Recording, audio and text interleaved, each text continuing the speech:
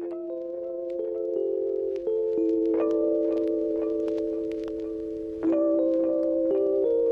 know of the gentleman? Well, I know of a man of you describe. Was he nice or was he not nice? He was very nice, very dashing. Told you about him before. What?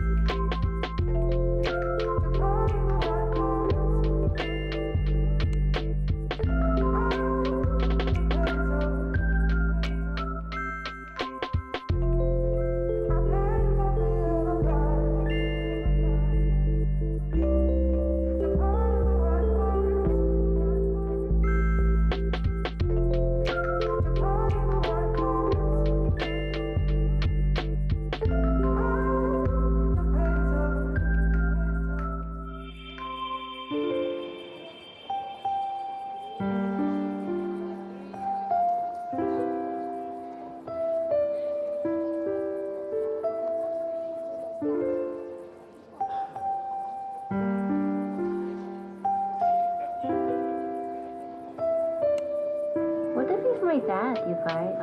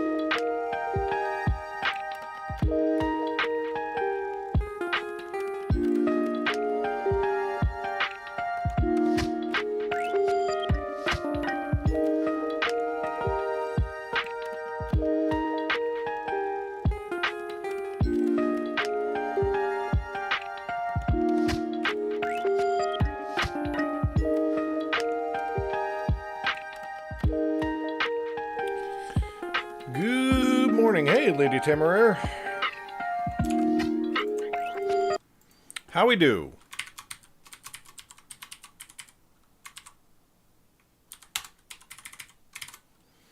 What is it? The 26th. 6:50 a.m.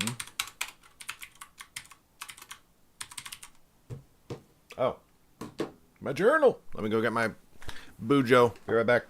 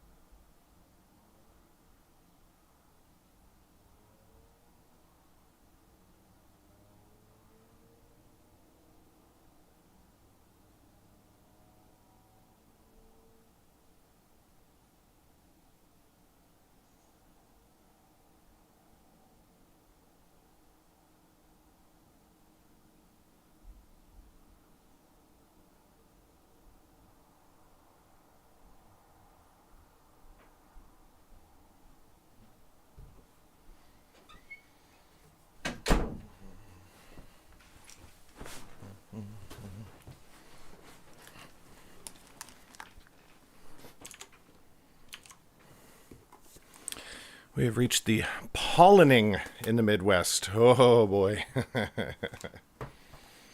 I do not suffer from the allergies, but I'm led to believe it's a bit of a shit experience.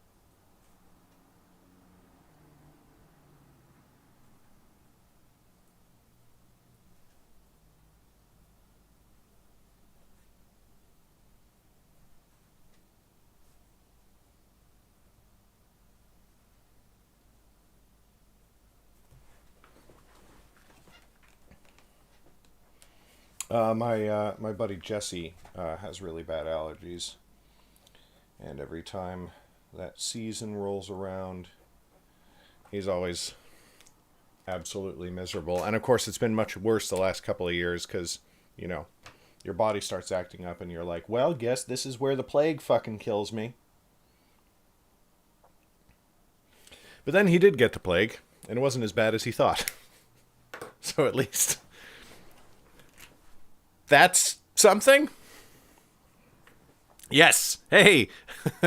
Same hat. We said the same thing. Morning, Nix. Morning, Ari. Twitch, in Twitch's eternal wisdom, has decided to make all three of your names green today, and they're Ari and Lady Temeraire are the same shade of green in my Twitch chat, and Nix is just slightly off. I mean, at least Nix's username has the mod badges to help me differentiate, but oh boy. This is gonna... shenanigans. Chapter 46. Audition is having problems writing to disk. We recommend closing your thingy and restarting Audition. Very well, Audition. I shall do as you command. But only because I want to, not because you told me to. We're almost done with this book, y'all. So close.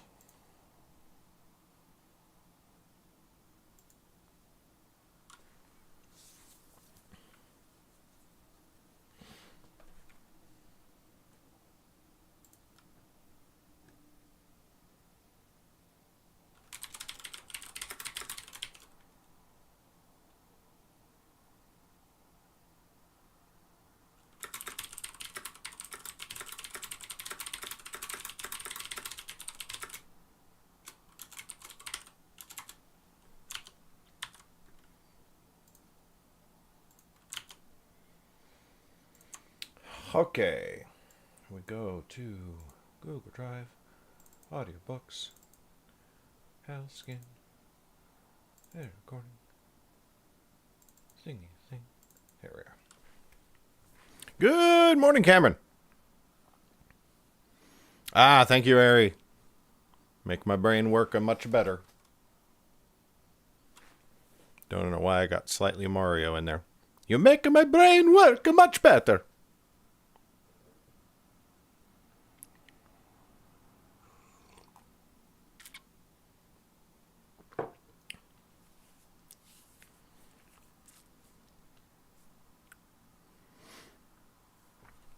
Yeah, I mean, what is it about the tests? It's like they do give false negatives, but they almost never give false positives. That's sort of the benefit of the test. Is like you might not think, you know, like you'll get a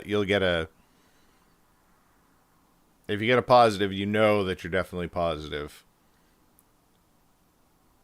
But if you get a negative and you feel like shit, you should still act like you have COVID. Italian Elon Musk? Oh, God. I don't know if I want to know what that is. Also, I'm pulling it up on my phone right now.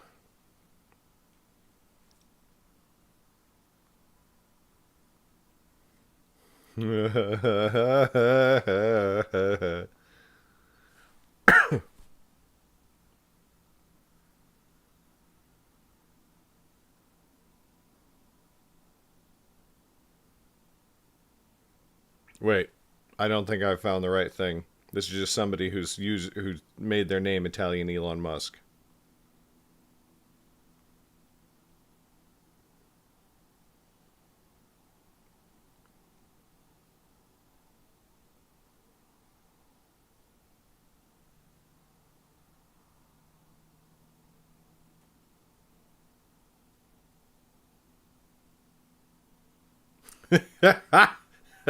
Okay, I think I found it.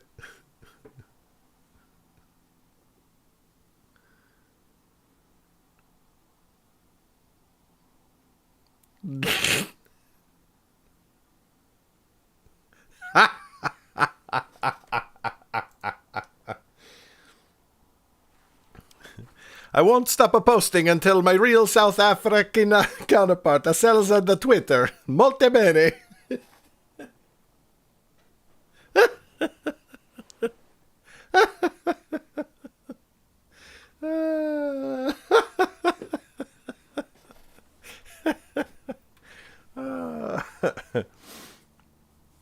Oh, the temperature and weather swings are the best. Chapter 46. The moment Kaita left the shade camp, she took her hellskin form.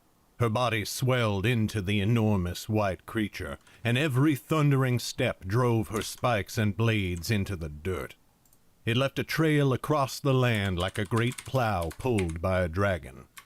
But soon she realized that hers were the only tracks. She had run in the direction she had seen me flee, but soon she reached hard, rocky ground. She had no footprints to follow, and the hellskin form had poor senses compared to the lion, or even the bear, and so she had no scent to go by. She paused, looking back over her shoulder, but Tagada had remained with the rest of the shades. "That is fine," Kaita told herself. "I did not even need her help to kill Mag. I will not need her to end Alban." Her gaze drifted upwards into the sky, where the moons rose ever higher. It was a clear night, perfect for flying. From the air she would be able to see me more easily. She hesitated a long moment, looking around to make sure I was not lurking nearby. When she felt she was safe, her eyes glowed black, and her body shrank, resuming her human form. For a heart-stopping moment she stood there in the night, feeling exposed, before her eyes flashed black again, and she took the raven form.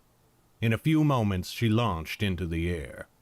"Now he will be simple to find," she thought. But to her surprise, she still had trouble. I had, after all, been trained as a ranger, even if I had never officially become one. And in the long years since we both lived in Tokana, I had kept my skills sharper than Kaita had kept hers. Only here and there could she glimpse a few shallow footprints in the moon's light. Beside the tracks of my boots, there were the clear tracks of a dog. She had seen Oku often enough to recognize the sign of him, but the trail always vanished into rocks again. Kaita was forced to circle and wheel aimlessly until she stumbled upon a fresh set of tracks.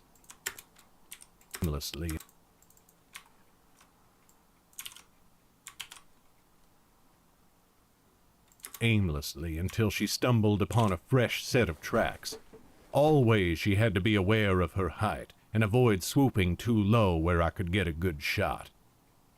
"He thinks to lure me into a simpleton's trap," she thought savagely. "He must think me an even greater fool than Mag was." But Kaido was drawing closer to the mystic camp now. That put a quiver of fear into her heart. Was I planning on retreating to them? She could not follow me there. But she could. Who cared how many of them there were? In her hellskin form, no blade could... No. It took a monumental effort to marshal her thoughts, but she did it.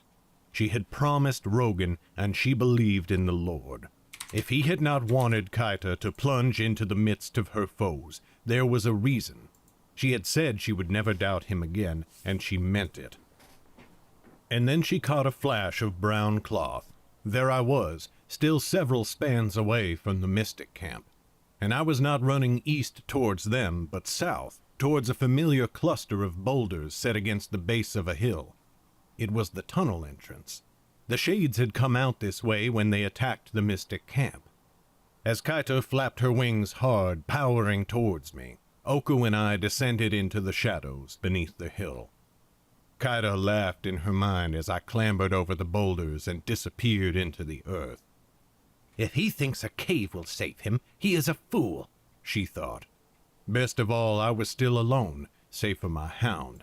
She could hunt me down without breaking her word. She landed atop the hill and shifted into hellskin form as quickly as she could. With a few lumbering steps, she dropped into the darkness of the tunnel beneath the earth. Immediately, she was faced with a new problem. With the hellskin form's limited senses, she could neither see me nor follow my scent. But she was invulnerable. Who cared about seeing? It mattered little if she stumbled into the walls. They could do nothing to her iron-hard skin. So she stumbled blindly down the tunnel, lumbering into the stone walls every few steps. It was irritating but hardly debilitating. Tunnel, lumbering into the stone walls every...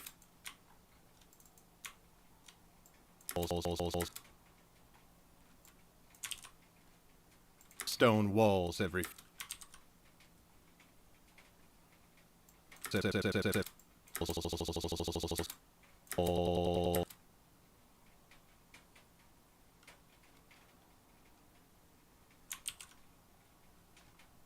Stone walls every few steps. To the stone walls every few steps. It was irritating but hardly debilitating. Things became slightly worse as the tunnel began to swing more sharply left and right, so that she sometimes crashed face first into the stone. It did not exactly hurt, but it was disorienting, and she had to take a moment to get her bearings. She growled each time, and each time the sound grew a little deeper, a little crueler.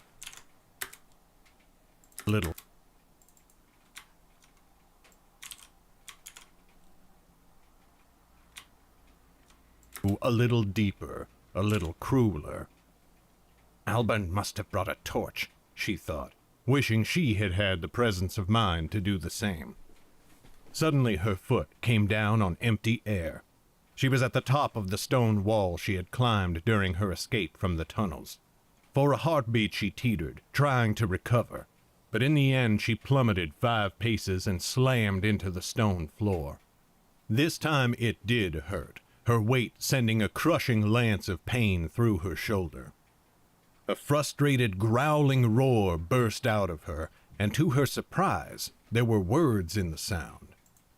"Dot take you, Albern," she thundered. "Stand and face me." For a moment she lay there, blinking. So, the hellskin form could speak. It was the only beast in her canon that could, other than the troll. Slowly she clambered to her feet. "Where are you, little ranger?" she growled. "But then, I suppose you never really became a ranger. Not like Romil and me. Not like Dietra." She bared her fangs in the inky black and began to stalk forwards again. "Ah, Dietra. You know, do you not, that she is doomed? Now nothing can stop me from ending her. She will die screaming on my claws, and then I will have your niece as well." Still the tunnel ahead remained silent. Kaita growled, and the sound of it shook the stone beneath her clawed feet. "Come, Alburn," she roared. "Have we both not waited enough? Let the long road come to an end. Mag did. She was happy to see it done, finally." No reply came floating out of the shadows. Kaita considered her options. She could take the mountain lion form. It would let her see in the darkness far better than I could. Of course, the lion was more vulnerable. But vulnerable to what? To me? Surely not. The hellskin form was for Mag. The lion would be more than enough to deal with me. Again she felt a moment's trepidation as her form shifted to human, and she braced herself for an arrow to come flying from the dark. But nothing came, and as the lion form took her, for an arrow to come flying from the dark, from the dark, from the dark,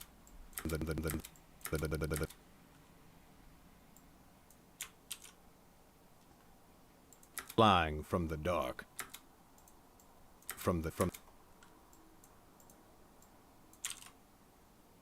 flying from the dark.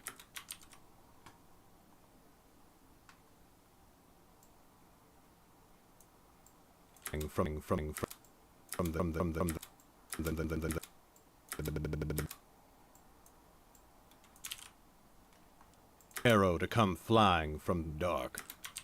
Nope. Alright, we're gonna have to live with that one. Flying from the dark. But nothing came, and as the lion form took her, the tunnel became visible. Still dim, but at least she would not go running into walls. And she could smell. My scent was there, and so was Oku's, and there were lingering whiffs of others, all the shades who had come this way during their escape, and then Kuhn's small army that had followed them. Kaita could even faintly detect Tagata's scent, and her stomach fluttered. She forced herself to focus as she proceeded down the tunnel, moving at a quick trot now. This felt much more comfortable. As powerful as the hellskin form was, it was still too new for her to feel fully in command of it. And with the mage stones in her blood, even the lion was stronger, faster, more deadly than it had been before. My scent told her I was some way off, and as she had guessed, I had a torch. She could even see the faintest reflections of its light far down the tunnel. And yet there was something strange about the torch. An acrid scent drifted towards her, borne by the faint breeze that seemed always to fill this space. Her nose twitched, and then she loosed a tremendous sneeze. She recognized the smell at last. It was burning pycnandra from the green frost. It stung the nose and eyes, and with the lion's sense of smell, Kaita was particularly sensitive to it. She sneezed again. But in her mind she laughed. "Is this the best he can do?" she thought. "What a fool! I shall rip him limb from limb, and I shall take my time with it." She pressed on a little faster now. Every so often she had to sneeze again. The burning masked my scent, but that did not matter. The pycnandra torch was like a glowing beacon in the darkness, and it drew her straight towards me. Finally, she reached the entrance to the vast cavern where the shades had made their camp. She stopped. In the center of the cavern was a flame, but it was a little campfire, not a torch, and I was nowhere to be seen. Kaita crouched low to the ground, baring her teeth in a silent snarl. Clever, she thought, but not nearly clever enough. With a source of light in view, she could now see the entire cavern as if it were day. I was nowhere to be found, which meant I was hiding somewhere in the rocks. Yet Kaita would be able to see me at a much greater distance than I would be able to see her. She hugged the cavern wall, circling to the right, but she did not get even halfway there before she spotted me. I was leaning forwards between two rocks, squinting heavily in the dim light. All my attention was focused on the southern tunnel through which she had emerged. I had a cloth tied over my nose and mouth to protect me from the Pycnandra smoke. "He missed me in the dark," she chuckled in her mind. "But I will not miss him." She could not see Oku, but who cared about that? I would be dead before the dog even knew what had happened. Silently, she stalked forwards on her padded feet. Soon she was within 50 paces of me, then 30. She edged slightly around so that she was directly. She edged slightly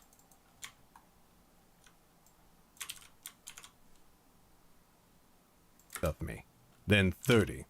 She edged slightly around so that she was directly behind me. Only 10 paces now. It was an easy leap for the lion form.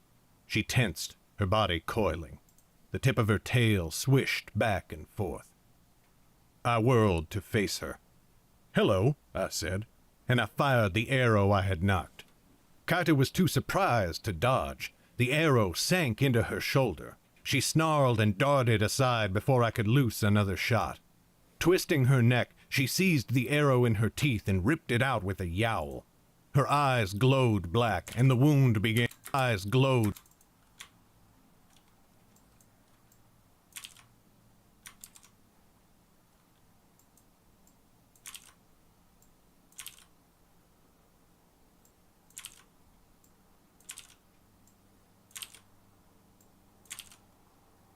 Eyes glowed. Neck. She seized the arrow in her teeth and ripped it out with a yowl. Her eyes glowed black, and the wound began to seal itself shut. "Steer," she spat in her mind. "One arrow? Your whole quiver would not be enough to stop me." She readied herself to rush me. And then, sentible beneath the Pycnandra, something filled her nostrils. Familiar. Dangerous. Kaita panicked. She tried to turn and flee, but from nowhere a spear butt crashed into her temple. Even as Kaita reeled back, the spear came around again to crash into the other side of her head. She fell on her side. Her magic slipped from her, and the mountain lion form melted away. Mag stepped into view, Oku at her side.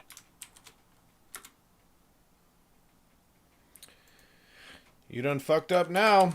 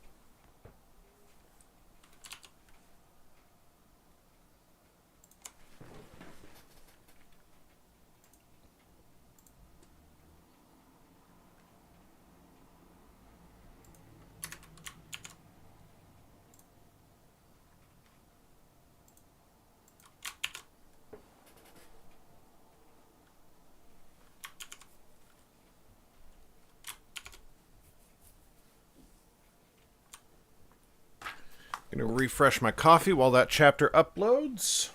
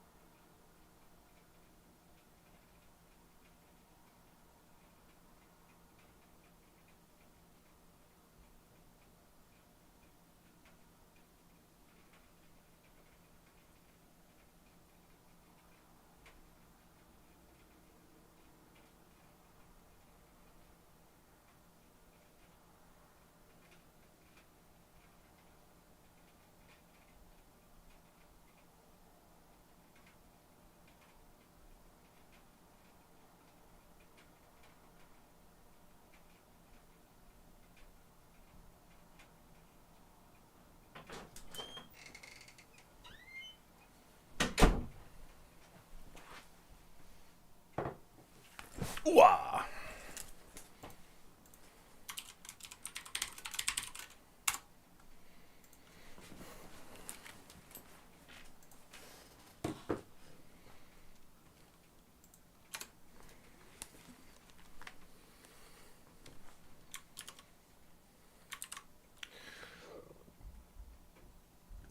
Audible, if you could just accept the audio file that I'm uploading to you, which definitely fits all of your technical parameters and specifications and shit, that'd be great. Okay.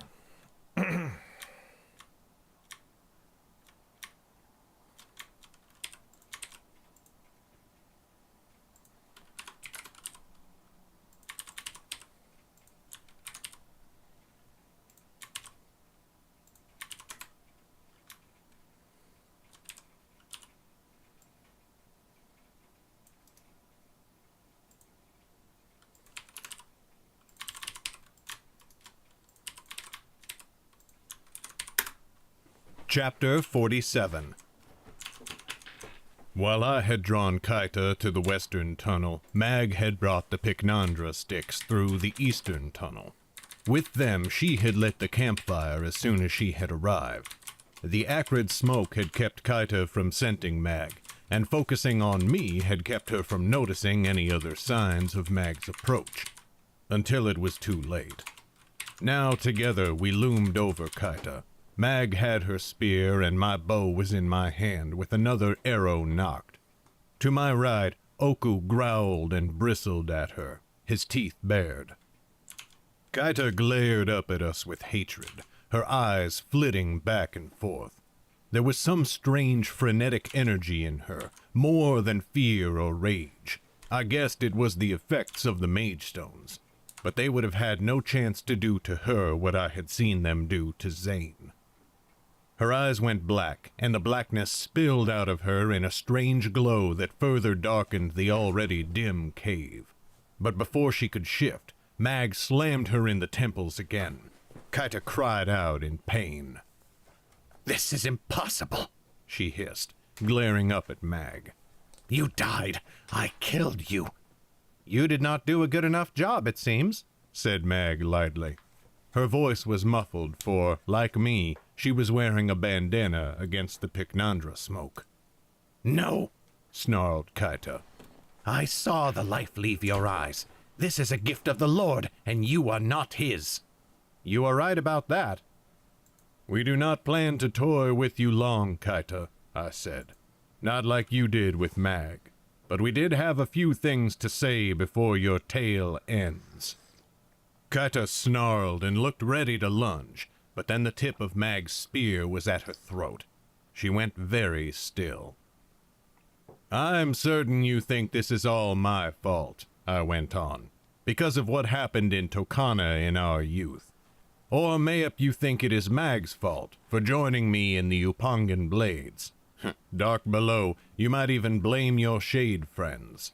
But I want you to know, from the bottom of my heart, that that is not true. But I want you to know, from the bottom of...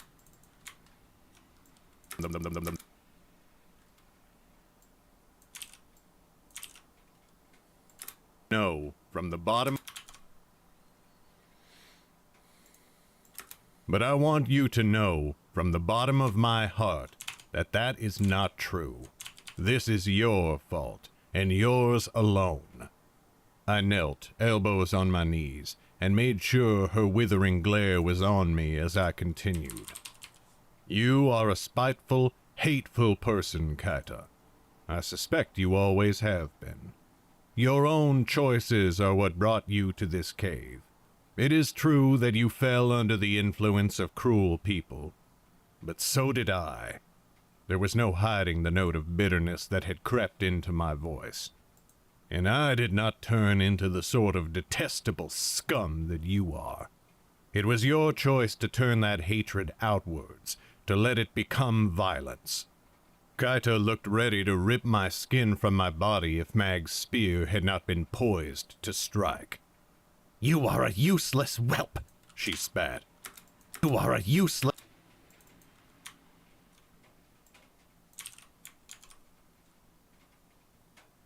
a useless whelp, she's...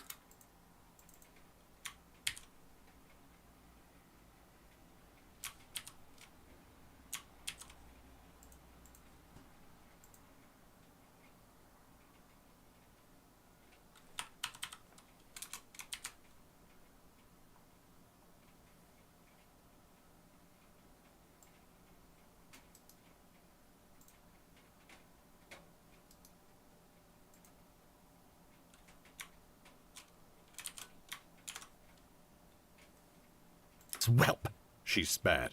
And you always have been. You abandoned everyone who could have made you into something great, and you think you are better than me? I arched an eyebrow. Which of us has the arrow ready, and which is on her back? You would be nothing without the sow at your side. The dizziness from Mag's strikes had passed. Kaita slapped Mag's spear away and rolled.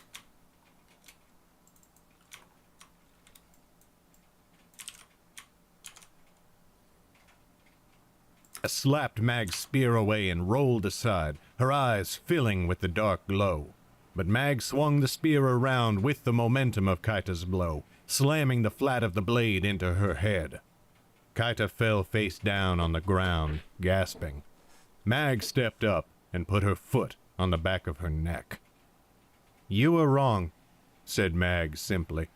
She was not in her battle trance. She did not need it. And I suspect that she wanted... And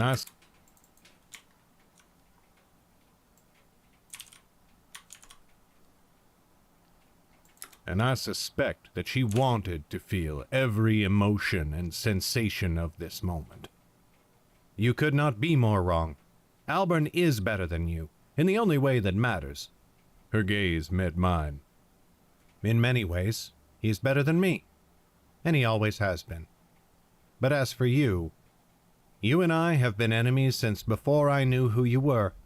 You've been trying to hurt the ones I love since the first day I saw you. You could have turned back whenever you wanted, gone on to find another path, but you chose each step you took, and every one brought you closer to this place and this time. And once you took Sten from me... Her voice shook, and I saw the trance start to come into her eyes, sliding across her face.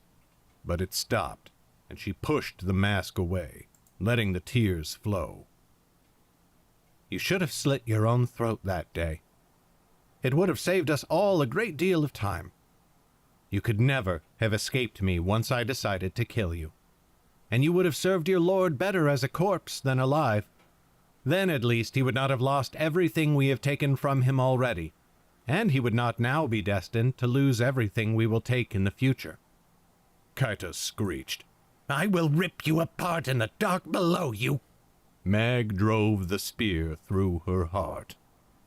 Kaita spasmed beneath her boot, her fingers clawing at Mag's ankle. But she could find no purchase. She tried desperately to reach the spear, but Mag twisted it, and Kaita's arms fell to the ground. Her eyes were wide as she kept gasping like a fish flung onto the shore. Her form started to shift, her eyes glowing black. But Mag had struck her too hard, too many times. Shock and the mystic's trick kept her from sealing her wounds, or from taking another form. And yet still she tried. Mag squatted beside her. Kaita tried to strike, but Mag caught the wrist, just to hold it, not even squeezing. A pace away, Oku stopped growling and sat back on his haunches. He cocked his head as he looked down at Kaita's jerking form. Farewell, said Mag. Stan is avenged. You may see him briefly in the darkness below, while he is resting and before the evil ones take you. I am sure it will put him at peace. That is the only service you have left to render. And Kaita died. I will not lie to you, son. It felt good. Oh, I know it did not solve anything. It did not bring Sten back, nor did it lessen the pain of his absence. I understand why people say that revenge is not the answer. But neither should they say that it does not feel good in the moment. Because it does. And some people just need to die. Mag, Oku, and I turned and left the cave. We did not look back at her. Not even once.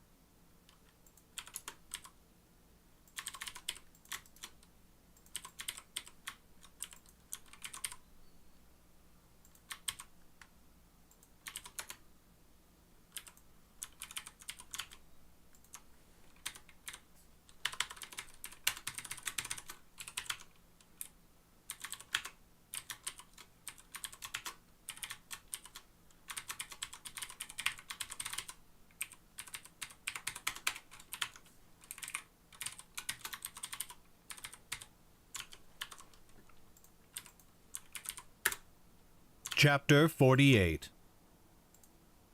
Captain Coon was in what remained of his camp, holding council.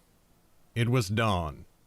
In the day and a half that had passed since the Shade attack, his force had rested, recovered, and reclaimed as much of their supplies and possessions as they were going to. Dun dun dun! Now he was discussing his plans with two and the remaining lieutenants. He was listening to them as they spoke, but mostly he was thinking of Jeanne, of his sister's eyes in his nephew's face, staring at an empty, uncaring sky. Coon was torn. He knew it was his duty to lead the army to safety, to a place where they could resupply themselves and avoid starvation in the icy wilderness. But part of him wanted to go after Mag and I. He wanted to assemble a small group to hunt us down, and he wanted to lead the hunt himself, though that would endanger his forces. It was not the right thing to do, but he wanted to do it all the same. There came a hail from outside. One of Coon's guards had issued a challenge. The council all paused, looking towards the tent's large door. The council all paused, looking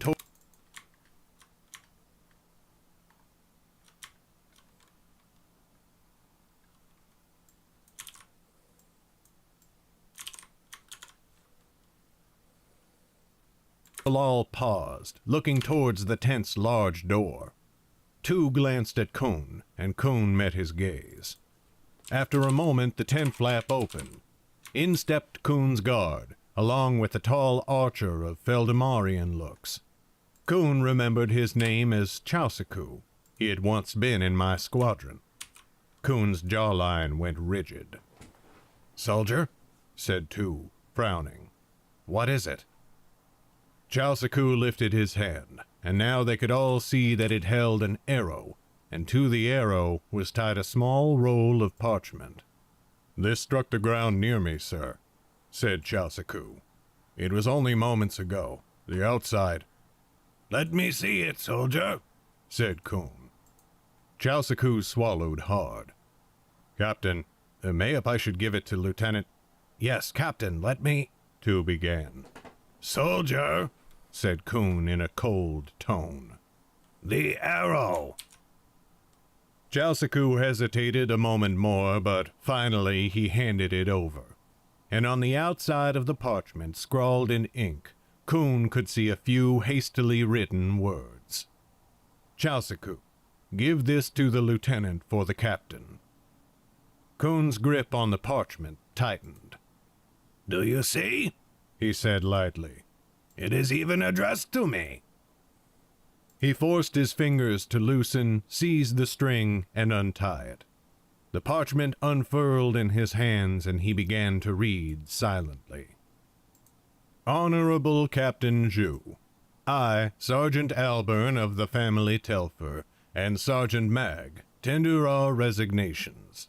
Though she is not here to confirm this letter before it is sent, we feel qualified also to tender the resignation of Yue of the family Baolan.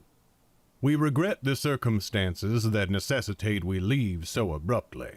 We regret additionally and sincerely the animosity between us at the parting. We never intended you or your forces any harm. We love Underrealm. We hope that one day, with enough service on our part, you will see fit to approve a petition of clemency for us. Speaking of service, we have spent the last day in pursuit of the enemy, and we have been successful. We have slain 2 sentries of the Shade Army, and we have slain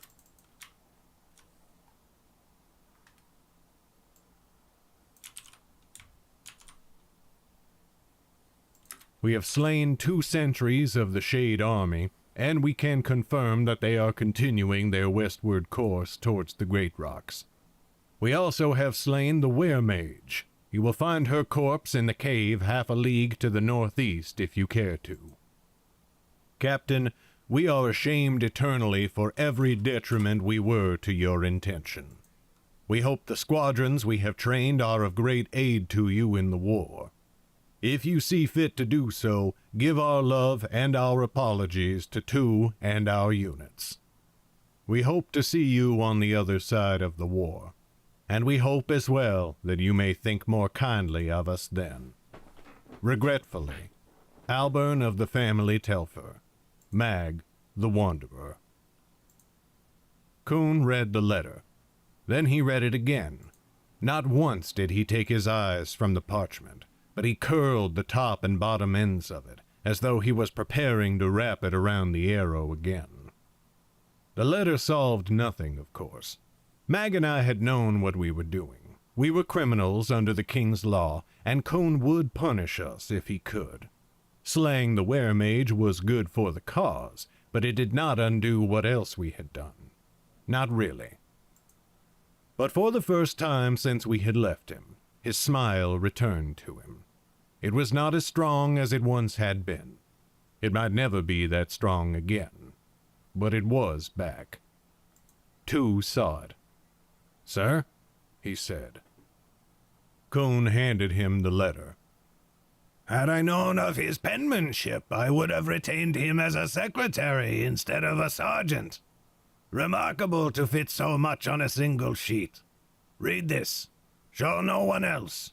Relay the sentiments or not, as you will, but burn the letter when you are done."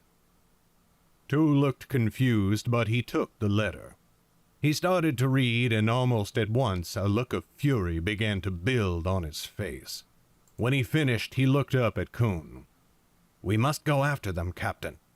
"No," said Kuhn with a heavy sigh. "We must not. For one thing, I doubt we could catch them without a tracker of our own. For another, we simply do not have the supplies for it. We must find somewhere to procure more.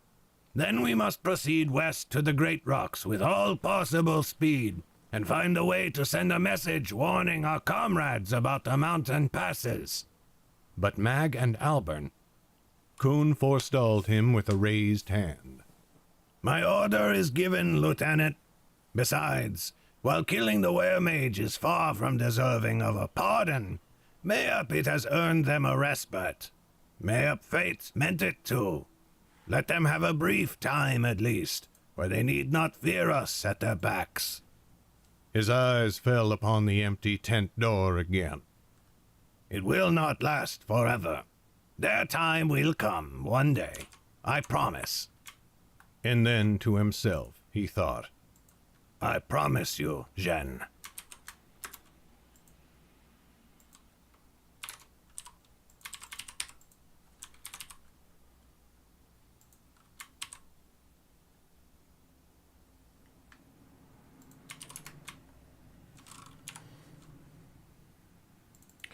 Okay, I have got to run the kids to the bus. So I'm going to do that real quick. I will leave you with some Autumn Orange. Blurp, too fast.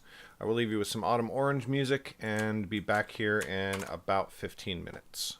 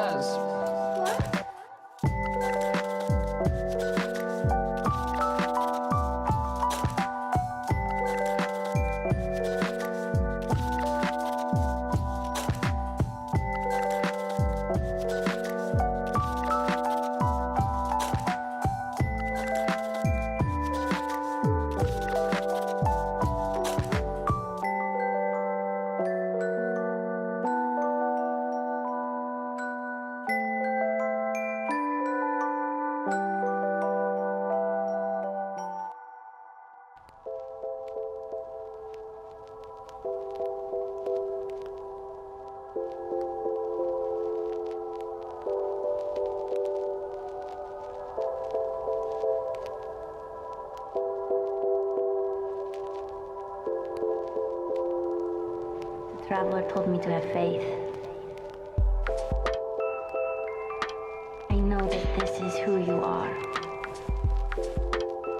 I'm going to have faith in you, Yasha.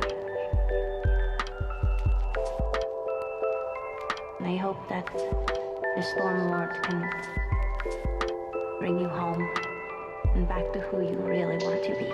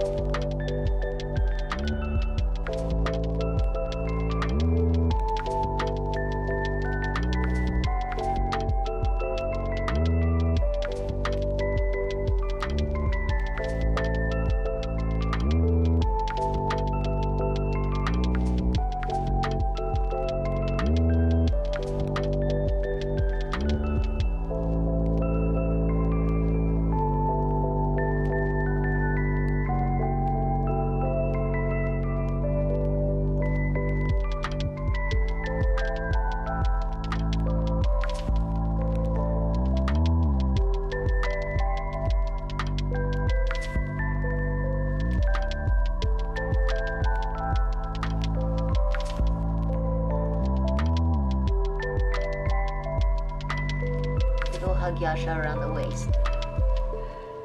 Thank you, Chester.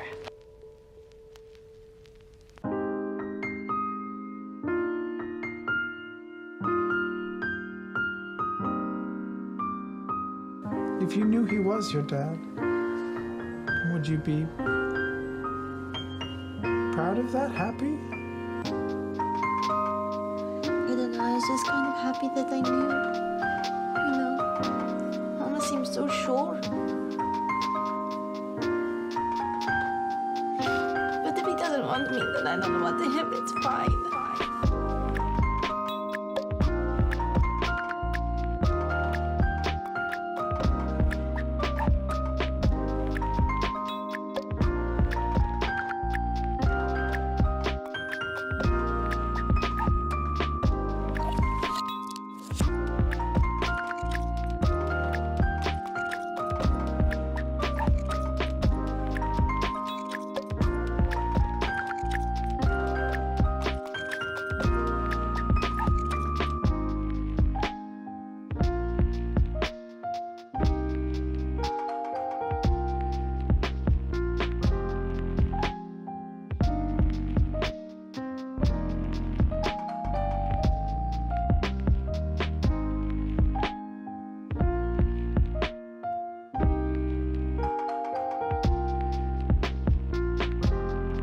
Actually come for help and hopefully to have a conversation about the fact that you're my dad.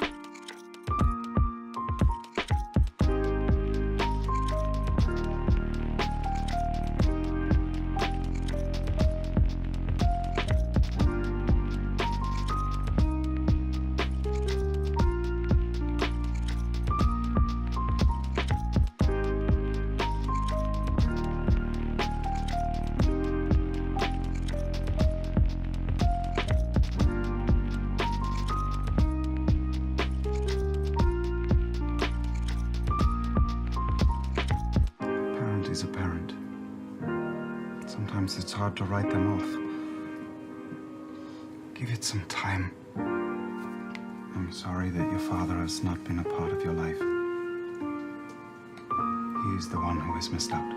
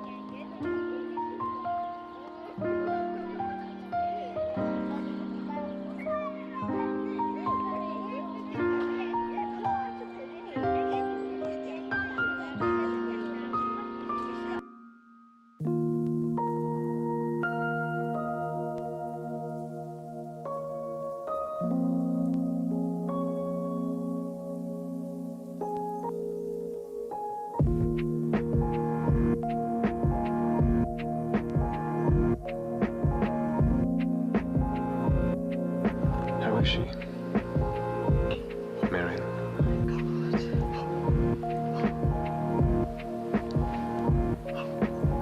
So you do know her. Once.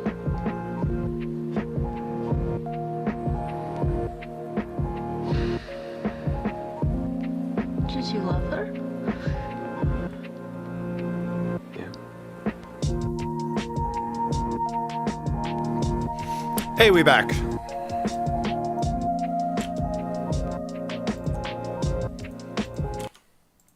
I'm so sorry, Erica.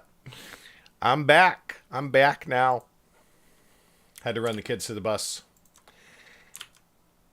APU, as per usual. That's what the kids are saying these days.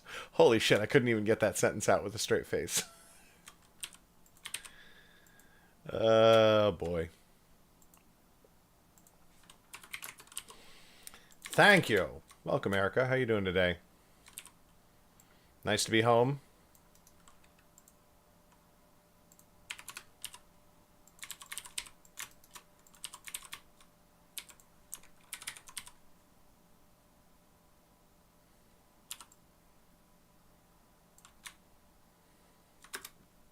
Chapter 49. Sometime later, we strode into the camp where Yue and Dryleaf were waiting. They were both awake, and they straightened when they heard us coming. Yue stood, and then she helped Dryleaf to his feet as well. Oku came running up to the old man, who reached down to scratch him behind the ears. Mag gave me a look before we reached them. We had spoken already, and I knew she wanted me to say nothing of what I had learned. I gave her a quick, small nod to let her know I understood. "Rest easy," Mag told them. "It is done." "Truly," said Dryleaf. Nice. I've never had a Mac Mini. They're certainly very cute.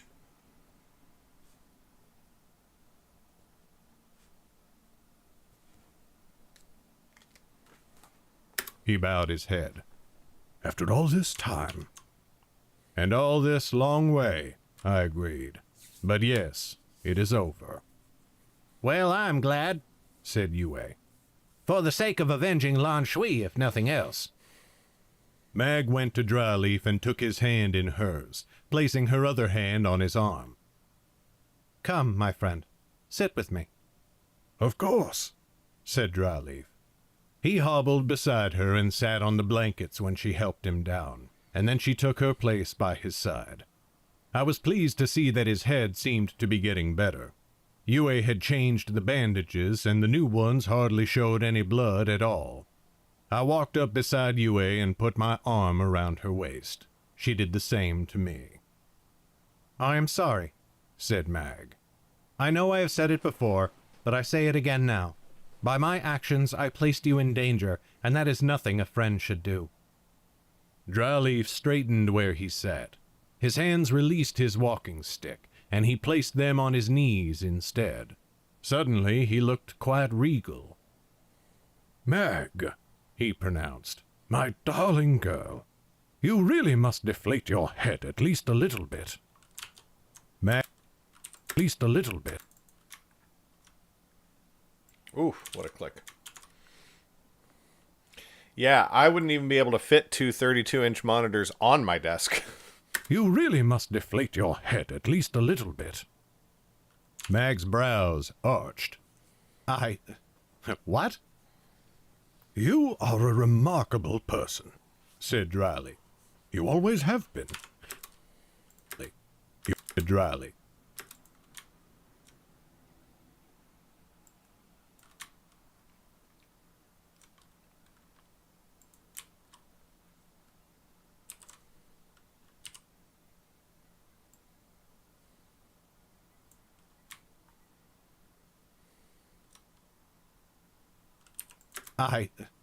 What? "You are a remarkable person," said dryly. "You always..."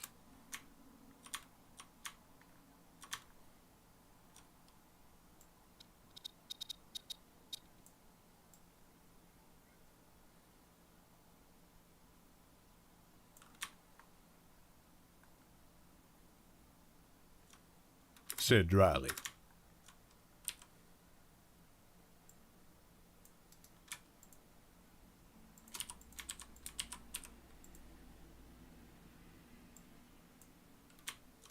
Said dryly, "You always have been, and because of it, others naturally look to you for guidance and leadership. That is a heavy burden.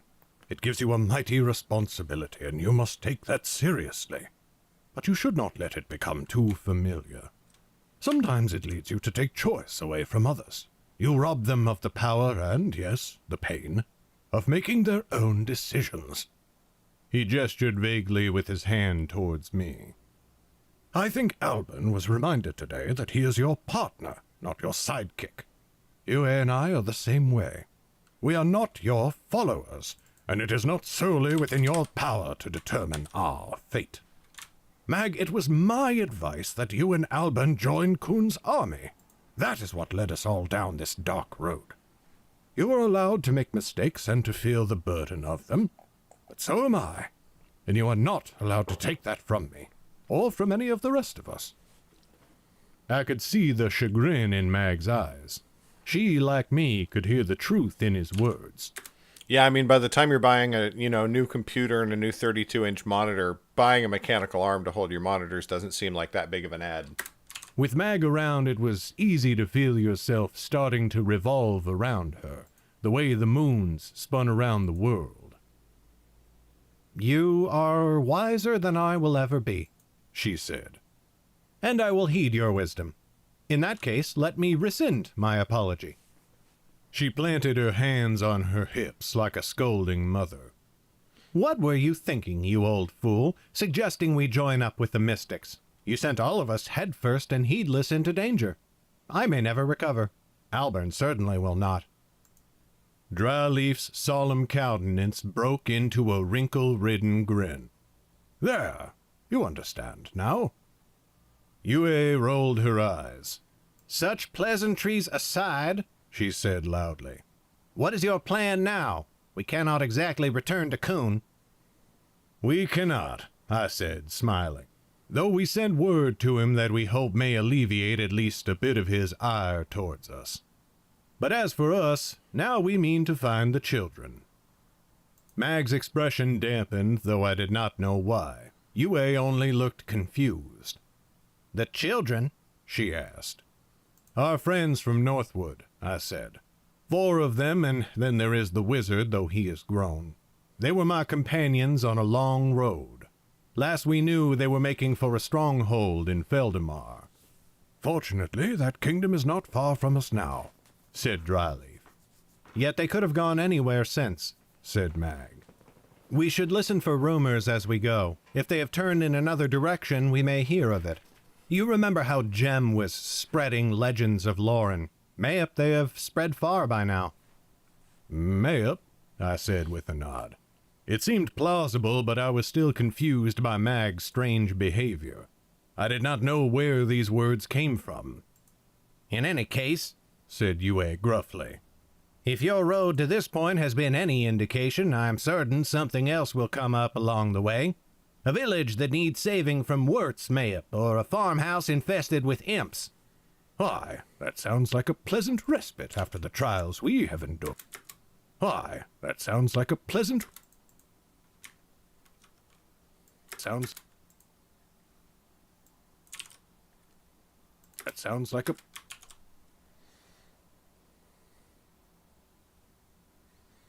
No, it's got the little what's the term?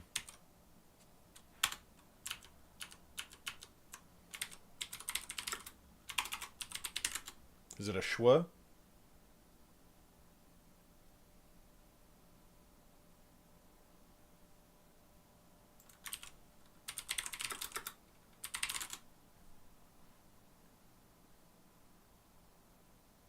Schwa. There we go. It's got that little schwa in there. The neutral vowel. The upside down E, as it were. Why, that sounds like a pleasant respite after the trials we have endured, said Dryleaf with a broad smile. I would be... Dryleaf with a broad smile. Big old click, said Dryleaf with a broad smile. I would be grateful to lend my advice in such an endeavor. But not today, said Mag. Today I would like to rest and then to sleep for the first good night's sleep I have had in a long time. A long time, I agreed softly. And so we did. The day passed without incident, and then we bedded down for the night. I was too weary even to make life interesting for Yue, though of course it would not be my last chance to do so. And the next day, we readied ourselves for another journey. Not a hunt this time, but a search for friends. Mag and I had one last conversation that is worth recounting now. As we were strapping our saddlebags to our horses, she glanced over at me. We are in the after. For a moment I did not know what she was saying. Then I recalled the desperate words she had spoken the last time we rested in Kuhn's camp. We are. How does it feel? Unfamiliar, said Mag. I never had a beginning in Shuenio. Then it seemed I was in the middle for a very long time. And then after Sten died, Kaita felt like the ending. But now that end has come and gone, and a new story has started. My first beginning. I hope we make it a good one. I'm sure we shall, I told her. As long as we take care of each other, and of Dryleaf. I chuckled, especially now that we do not have Nikau and Orla to help us. I will miss them more than most. Mag blinked at me. Who? The lovers from Kuhn's camp. You remember them. Her lips parted, and I could see the lost look in her eyes. I frowned at her, exasperated. Sky above, Mag, we ate with them often enough. Do not tell me you... I lost them, she said, cutting me off as if she had not heard me speaking. I lost them when Kaita... Her voice trailed off, and she looked over her shoulder to make sure Yue and Dryleaf were not within earshot. When I died, I lost them. She strapped her last saddlebag in place and went to help Dryleaf. A chill crept down my spine.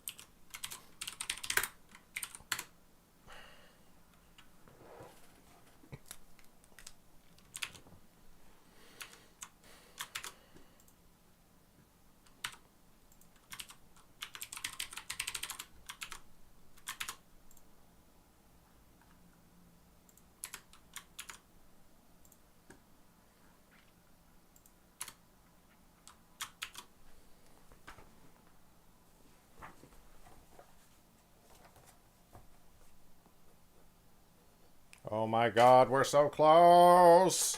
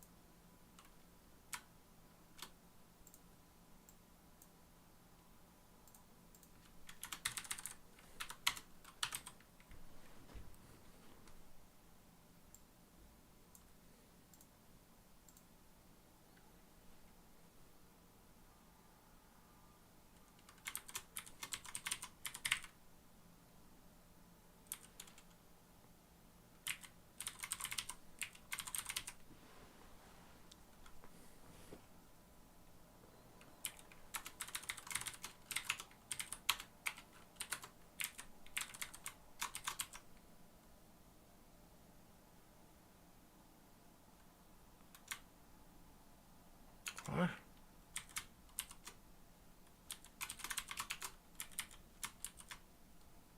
Okay.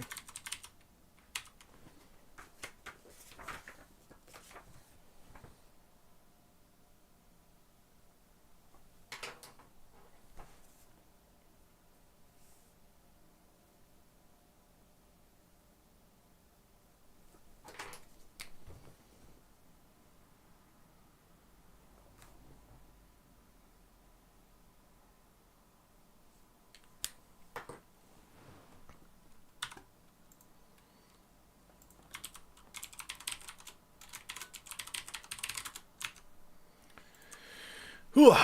All right. I'm gonna use the restroom, and then we're gonna wrap this sucker up.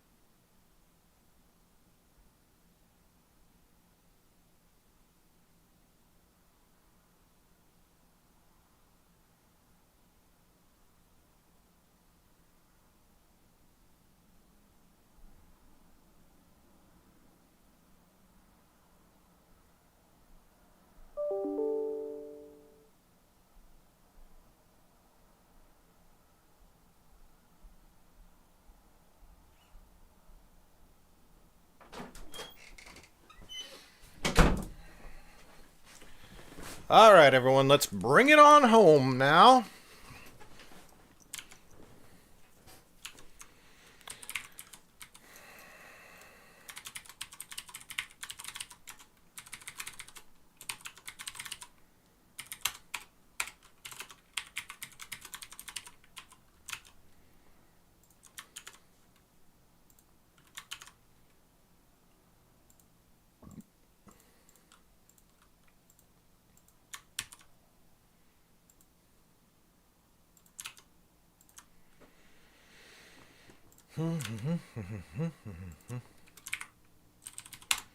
Edited recording, chapter 50. Wah, wah, wah, wah, wah.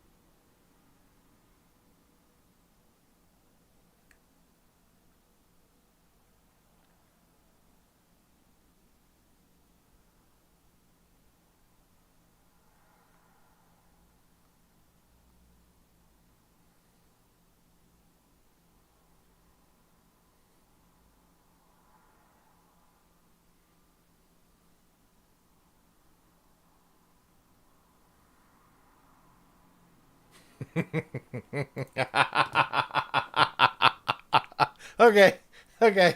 See,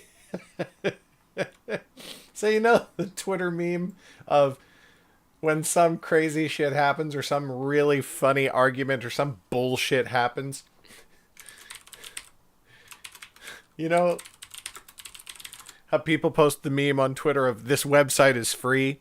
Like, holy shit, look at this entertainment that I get for free for this fucking website, Twitter, this dumpster fire. Well, somebody on Twitter just pointed out that the craziest shit is that now we can all just keep posting this website is free whenever some wild bullshit happens.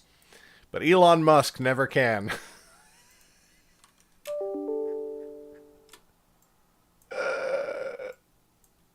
I love it so much.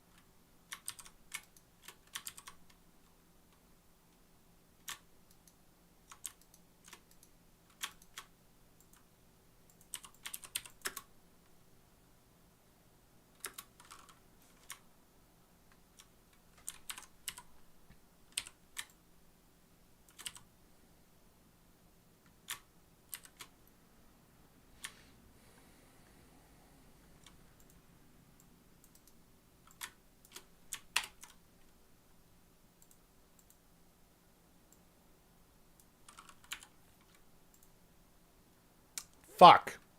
Audition is about to crash, and I didn't save my work before it did. This always happens right in the beginning. Yep, there we go. This always happens right in the beginning when I first open it up. I first try to do my sound processing.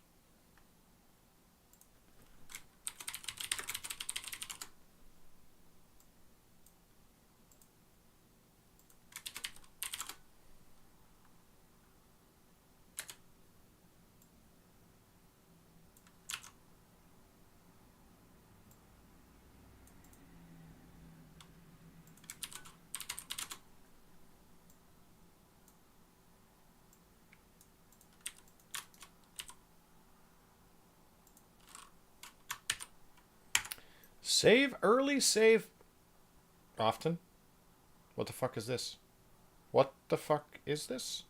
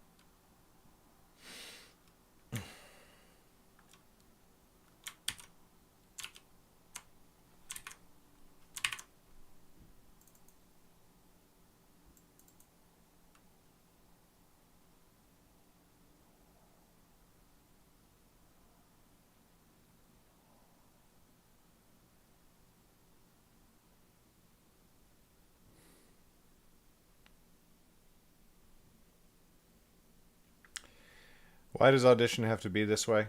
Someone tell me.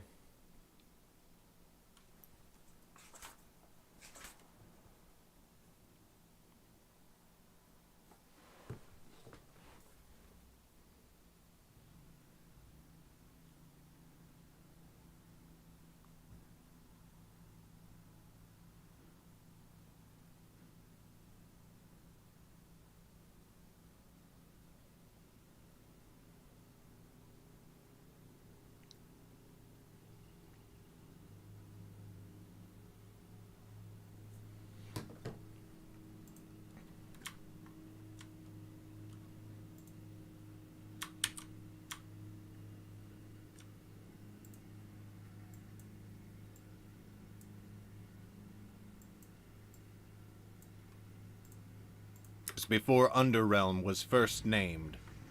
Before the time before time. Okay.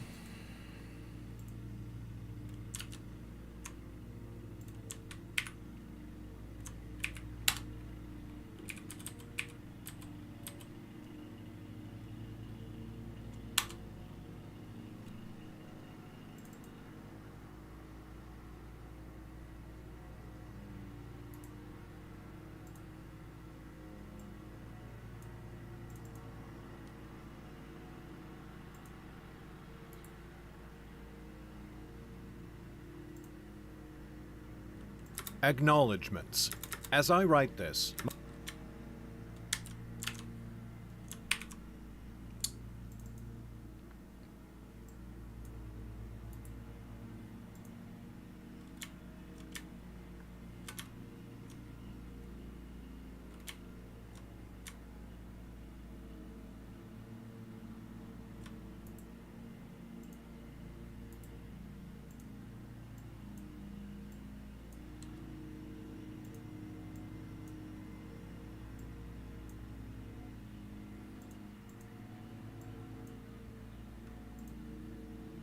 of all my wishes in life, few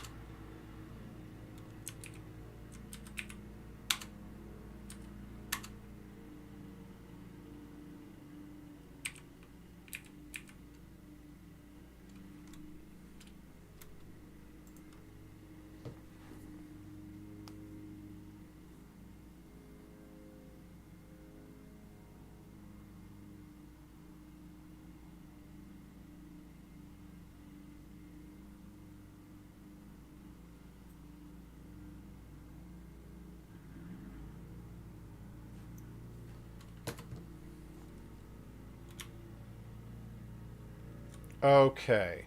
Okay. Okay. Good. I think we've saved this.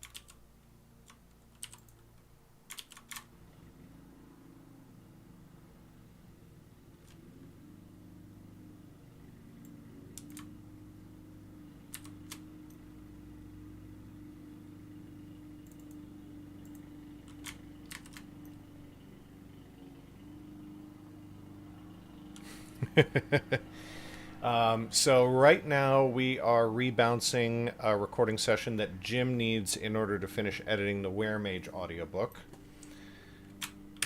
Then I get to dive in and finish the Hellskin audiobook, hopefully.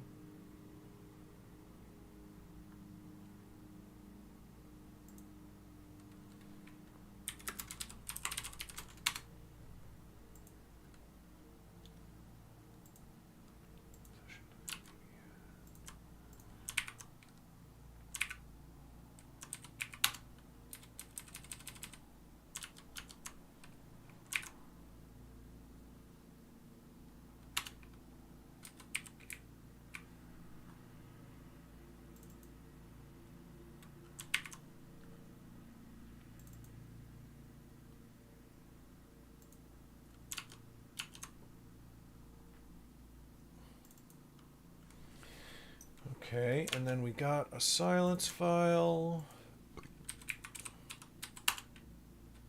right here.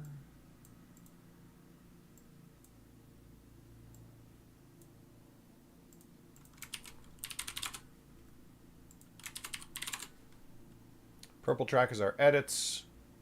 Track below that is our silence. We've saved this. Aha! See, it crashed, but this time we saved. This time we fucking saved.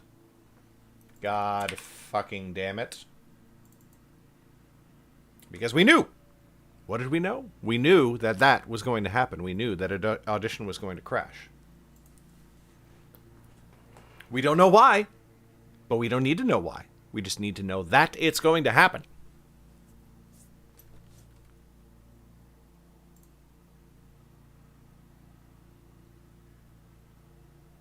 Excuse me. Nope. No, no, no. No, I saved my session before you crashed.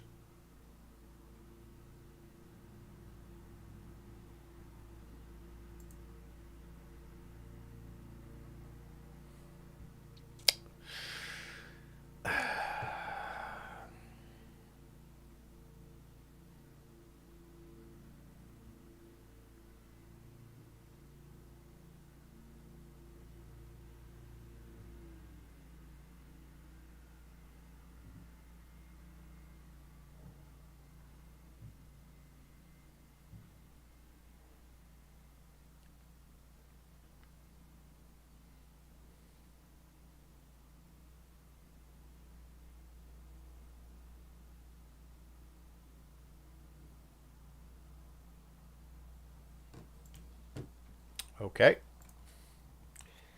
I might have to restart my computer. Hold on, let me try some things.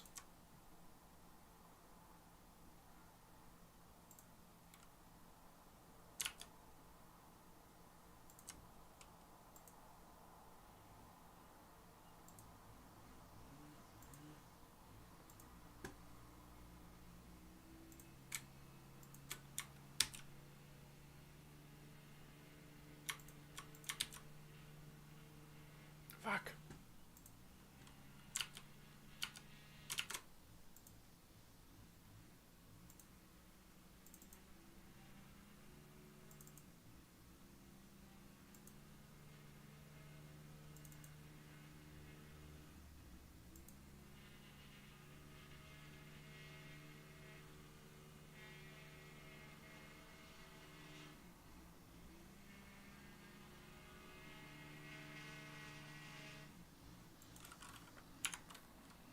Okay.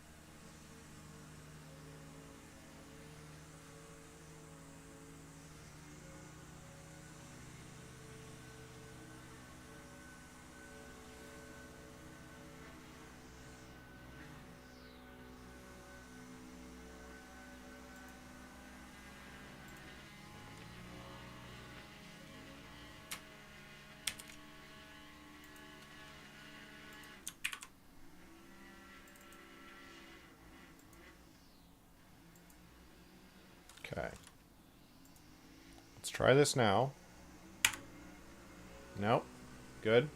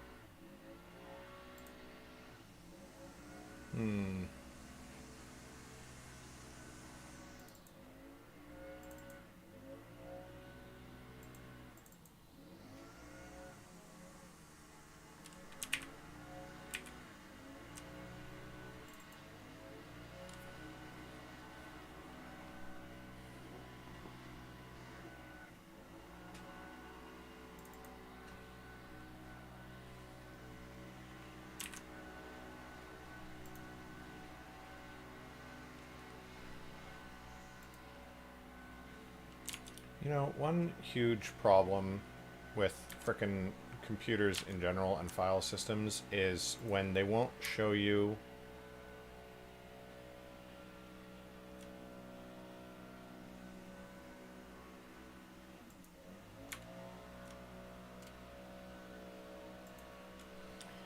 I think the problem is that my Google Drive, the hard drive that my Google Drive is on is too full, but I can't, like, I don't know how to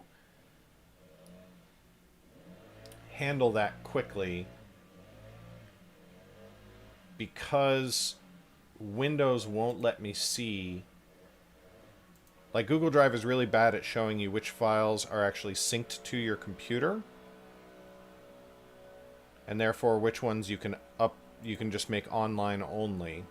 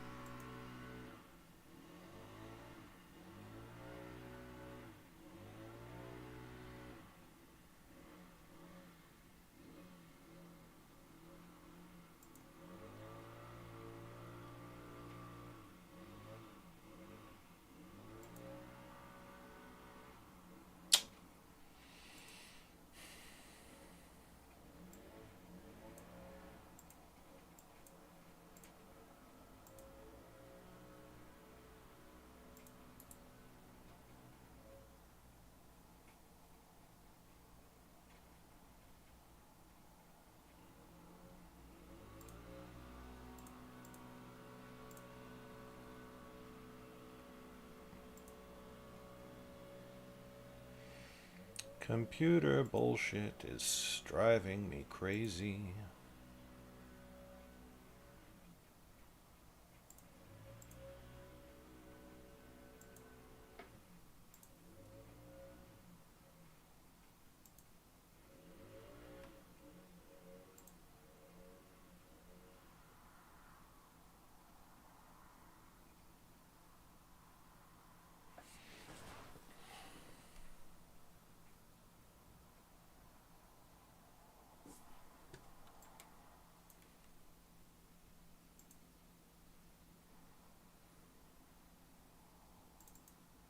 Alright, I'm probably going to have to reset my computer here. I don't know exactly what's happening, but I'm going to try that as a first thing, which means I will... yeah, I'm not going to throw a raid because I'm going to be right back on.